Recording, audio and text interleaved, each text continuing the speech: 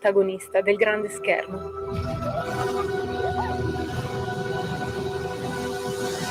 Ogni sabato dalle ore 16.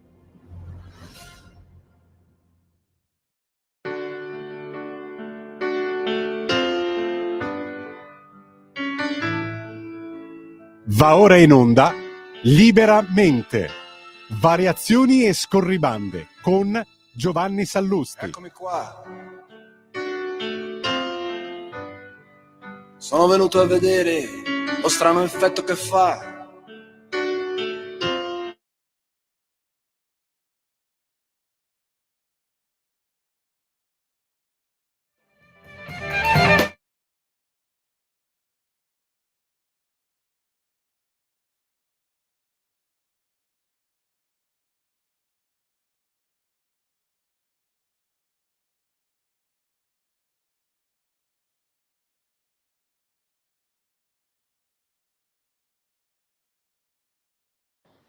Buonasera a tutti e bentornati a Liberamente, variazioni e scorribande qui su Radio Libertà. Allora era una fake news che fossero una fake news. Ci riferiamo ai sabotaggi sulle linee dei treni che sono in azione negli ultimi mesi, denunciati dal ministro Salvini anche nell'aula del Senato e della Camera, e su cui gli alti lai del mainstream erano stati tutti appunto sulla fake news, le scuse di Salvini per coprire le sue presunte mancanze. Ricordiamo che, piaccia o no, questo governo, questo ministero, questo ministro stanno tenendo aperto 1200 cantieri in termini di snodi ferroviari, rimediando a lacune decennali di governi precedenti, facendo un investimento che non si era mai fatto su ammodernamento, nuove tecnologie, elettrificazione. Ma tutto questo non è mai contato, si diceva solo che c'erano inefficienze, c'era la fake news per coprirle, e cioè i sabotaggi. Ebbene, ormai ogni giorno emergono sabotaggi in serie. Oggi ignoti hanno danneggiato la linea Firenze-Roma nella notte, creando parecchi disagi per la circolazione su uno snodo così importante, e in Lombardia, a Palestro, provincia di Pavia,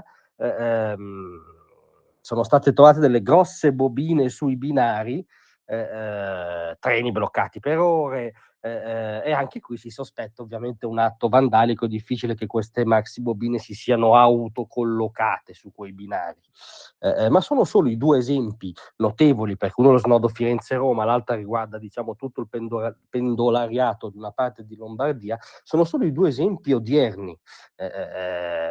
Nell'informativa che Salvini ha rilasciato in Parlamento, ha per esempio ricordato che rispetto al 2023, nel 2024 le denunce raccolte dalla polizia ferroviaria per attentati alla sicurezza dei trasporti hanno avuto un incremento del 25%. L'esposto di Ferrovie dello Stato, tanto sbertucciato all'inizio, per cui sembrava fantasy riferirsi a dei sabotaggi, in realtà sta facendo la differenza, perché l'esposto è del 15 gennaio, la puntualità nelle prime 2 settimane dell'alta velocità nel mese di gennaio è stata del 78,3%, dal 16 in poi siamo all'85%, cioè c'è stato un effetto deterrenza di questo esposto.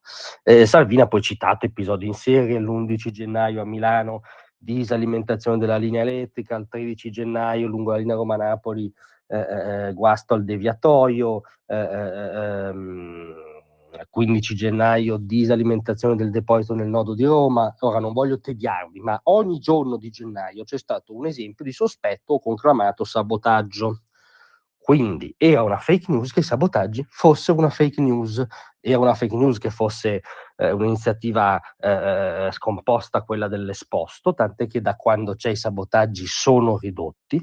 D'altronde le stesse autorità giudiziarie ipotizzano la pista anarchica, e non credo si trattasse di sedi mascherate della Lega. Quindi ancora una volta la realtà vince sulla bolla. C'è stato un eccesso di sabotaggi alle ferrovie, è difficile non collegarle da un lato a un certo clima della rivolta sociale, come direbbe il capo dell'antagonismo italiano, il segretario della CGIL Maurizio Landini, e dall'altro tutto questo va collegato anche con un certo clima di attacco al governo e al ministro. C'erano, si stanno riducendo, ciò nonostante sta andando avanti un numero record di cantieri. Questa è realtà, da qui in poi uno può trarre le sue considerazioni che ritiene, ma non si può risalire prima. I sabotaggi non erano una fake news, la fake news è che fossero una fake news. Grazie a tutti, a domattina.